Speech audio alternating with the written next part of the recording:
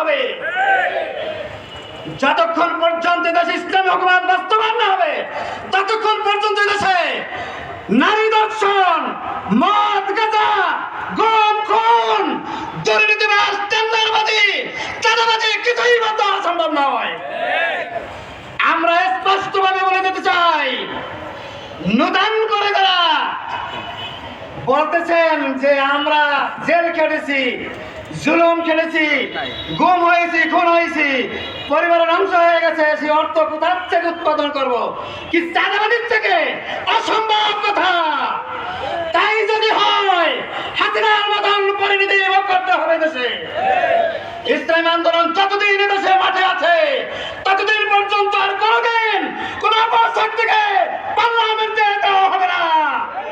তাই আমি উদাত্ত আহ্বান জানাই, আগামী দিনের জাতীয় সংসদ নির্বাচন যেদিনই হোক না কেন ইসলামী আন্দোলনের পক্ষে হাত পাকায় ভোট দিয়ে বিশ্বের চরমনায়ের দল ইসলামী আন্দোলন বাংলাদেশ ক্ষমতায় আনার উদাত্ত আহ্বান রেখে আমি আমার সংক্ষিপ্ত বক্তব্য শেষ করছি।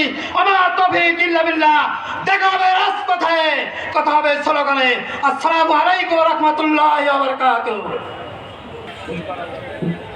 গণসমাবেশে এখন বক্তব্য রাখবেন জাতীয় উলামা মাশায়েখ আইম্মা পরিষদ শ্যামপুর থানা শাখার সংগ্রামী সাধারণ সম্পাদক মুফতি মাসুম বিল্লাহ।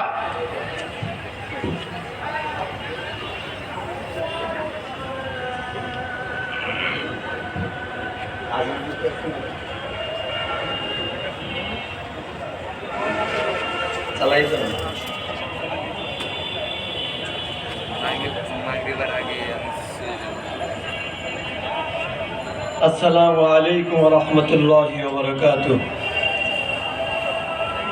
نحمده ونصلي على رسوله الكريم أما بعد فأعوذ بالله من الشيطان الرجيم بسم الله الرحمن الرحيم الذين آمنوا يقاتلون في سبيل الله والذين كفروا يقاتلون في سبيل الطاغوت صدق الله المولانا العظيم আমরা যেহেতু আজান হচ্ছে, আজানের এই সময় নিয়ম হচ্ছে যে মজলিসের দুই একজনে আজানের জব দিলি আজানের জব আদায় হয়ে যায়। এই জন্য আমরা প্রোগ্রাম চালু থাকবে, চলতে থাকবে, আমরা কেউ উঠা বসা করবো না ইনশাআল্লাহ।